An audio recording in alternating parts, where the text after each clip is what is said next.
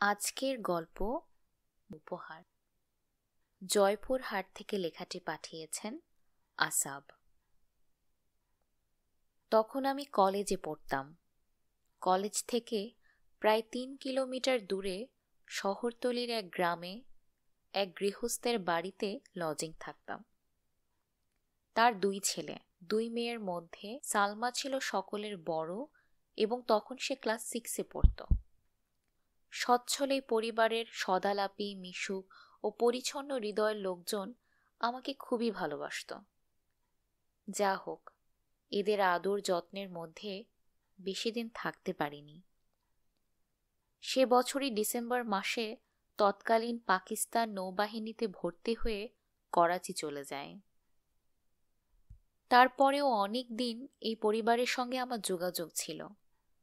বছরে এককালীন ৬০ দিনের ছুটি পাওয়া যেত। করাচি আর ঢাকার মাঝে বিমান ভ্রমণ সত্যি খুব আনন্দের ছিল।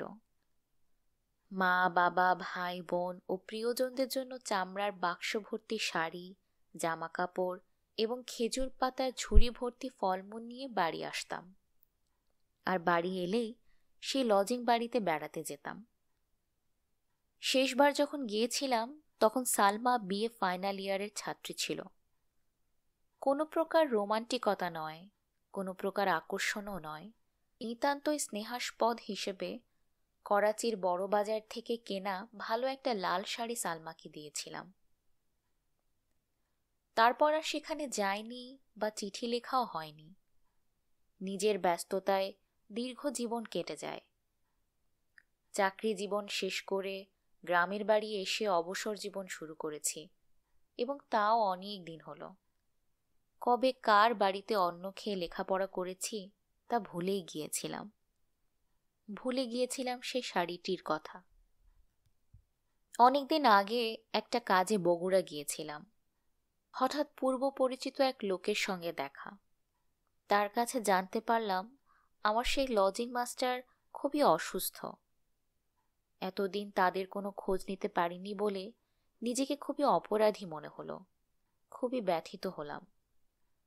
সেখানে ফলমূলের দোকান থেকে ২.৫ কেজি আঙুর কিনে একটা রিকশায় চেপে বললাম, চলো। আমার লজিং মাস্টার এখন বৃদ্ধ। সেই বৃদ্ধকে দেখে আমার খুবই মায়া হলো। বার্ধক্যজনিত জটিল সব রোগে খুবই নাজেহাল। একদিন এই বৃদ্ধ মানুষটি আমাকে আশ্রয় দিয়ে, অন্ন দিয়ে, উৎসাহ দিয়ে ভালোভাবে লেখাপড়া করার উপদেশ দিতেন। কিন্তু আমার ভাগ্যে লেখাপড়া হয়নি। আমি তার আশ্রয় থেকে পালিয়ে গেলাম। তিনি চোখ মেলে আমার দিকে তাকালেন। হয়তো চিনতে পারলেন।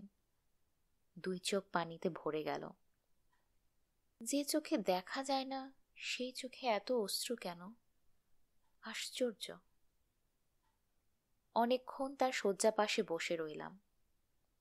খবর এলো বড় আপা ডাকছে। বড় আপা? হ্যাঁ, তার ঘরে আসুন। ৩১ বছর পর সালমার সঙ্গে দেখা হয়েছিল। ঢিলে ঢালা পোশাকে সজ্জিত। আমি এক পক্ককেশ বৃদ্ধ তখন।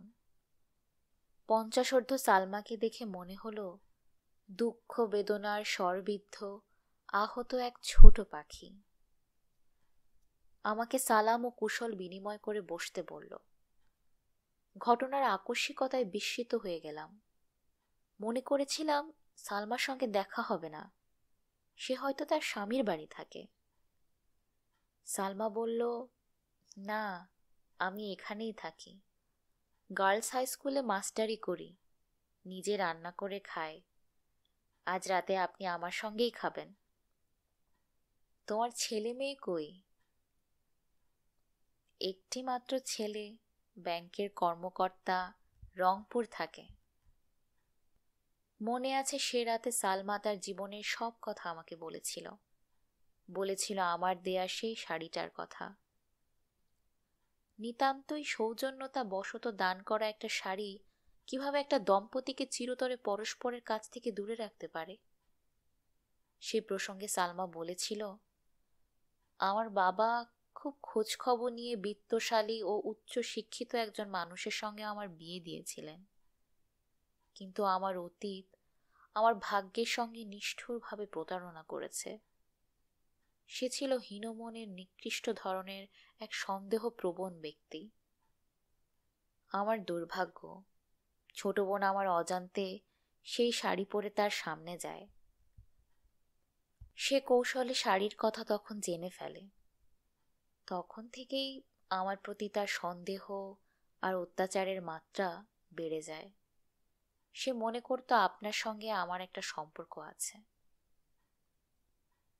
এই কথা শুনে অপমান ও লজ্জায় আমার মাথা নত হয়ে গেল। মানুষকে কখনো কখনো অনাকাঙ্ক্ষিত অপবাদের শিকার হতে হয়, আর তা যদি হয় স্বামীর কাছ থেকে স্ত্রীর প্রতি, তবে তা আরো ভয়াবহ রূপ ধারণ করে। বললাম, তারপরও কিছুদিন কাটল। আমাদের একটি পুত্র সন্তান হলো। তবু তাকে সন্দেহমুক্ত করা গেল না।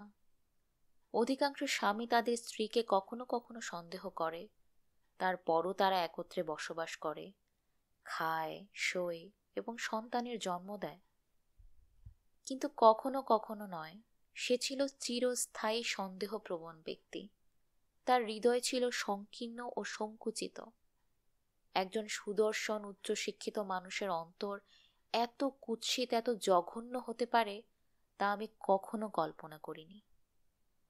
আমার দুঃখে কাতর হয়ে আমার মায়ের মৃত্যু হয়েছে। মুমূর্ষ পিতার বুকে শুধু আমাকে নিয়েই যন্ত্রণা। আমার জন্য আমার ভাইয়েরা সামাজিক মর্যাদায় বিপন্ন। সালমার দুই চোখ ছলছল করে উঠল। নিজেকে খুবই অপরাধী মনে হচ্ছিল তখন আমার। কেন যে অনাত্মীয় এই মেয়েটিকে একটা শাড়ি উপহার দিয়ে তার জীবনটাকে নষ্ট করে দিয়েছিলাম। কাতর কণ্ঠে বললাম, শুনতে আমার খুব কষ্ট হচ্ছে, তবু বাকিটুকু বলো। বাকিটুকু খুবই সংক্ষিপ্ত। মানসিক যন্ত্রণা আমার সহ্যের সীমা ছাড়িয়ে যায়। এই মিথ্যাচারের বিরুদ্ধে আমার বিবেক যুদ্ধ ঘোষণা করে। 9 মাসের সন্তানকে বুকে নিয়ে বাপের বাড়ি চলে আসি। তোমাদের কি ডিভোর্স হয়েছে? না, ডিভোর্স মানে আবারও বিয়ে, আবারও লাল শাড়ি, আবারও অশান্তি। এক দেহ একের অধিক মানুষকে দান করা সম্ভব নয়। আমাকে ডিভোর্স না করে আবার বিয়ে করে সন্দেহমুক্ত জীবনযাপন করার অনুরোধ তাকে করেছিলাম। সে আমার অনুরোধ রেখেছে। তোমাদের মধ্যে কি কোনো যোগাযোগ আছে? সে ম্লান হেসে বলল, অসম্ভব। অনেক কষ্টে ছেলেকে লালন পালন করেছি। গভীর দুঃখ, বেদনা, প্রবঞ্চনার মধ্য দিয়ে চলেছি। আমার মনে হয় সকল মানুষের জীবনই এমন। আমি মাথা নেড়ে সায় দিলাম। কিছুক্ষণ মনে হলো আমরা দুজনেই কথা হারিয়ে ফেললাম। তারপর বললাম, এই দীর্ঘ সময়ে হয়তো সে তার ভুল বুঝতে পেরেছে। তাছাড়া তোমাদের ছেলে তো তারই উত্তরাধিকারী। সন্তান কি পিতাকে ক্ষমা করতে পারে না? হয়তো পারে, হয়তো পারে না। সময়ই বলে দেবে তাকে কি করতে হবে বা হবে না। আপনি এখন ঘুমান, কাল আবার দেখা হবে। এই বলে বিছানা, বালিশ ও মশারি ঠিক করে দিয়ে সালমা ঘর থেকে বেরিয়ে গেল। ভাবতে লাগলাম, আমার কি ক্ষমা চাওয়া উচিত ছিল? পরদিন সকাল, বাড়ি ফিরব। সালমা আমার হাতে একটা প্যাকেট ধরিয়ে দিল। বললাম, এটা কি? সেই শাড়িটা। কার জন্য? আপনার স্ত্রীর জন্য। পকেট থেকে রুমাল বের করে কপালের ঘাম মুছলাম। বললাম, সে বেঁচে নেই। যে নারী আজীবন নিঃসঙ্গ কাটিয়েছে, সে আজ আমার মুখের দিকে চেয়ে কেঁদে ফেলল। তবু পরাজয় বরণ করল না। বলল, এই শাড়িটা তার জন্য আমার মরণোত্তর উপহার। আমি অসহায়ভাবে ঘরের বাইরে পা রাখলাম। রাস্তায় তখন অনেক মানুষের ভিড়। গল্পটি এখানেই সমাপ্ত। কেমন লাগলো এই গল্প শুনে কমেন্ট করে জানান আমাকে, আর শেয়ার করে অন্যদের জানান এই গল্পটা। সাবস্ক্রাইব করে না থাকলে এখনই করে ফেলুন। আপনার গল্পের অপেক্ষায় থাকলাম। আজকের মতো বিদায়।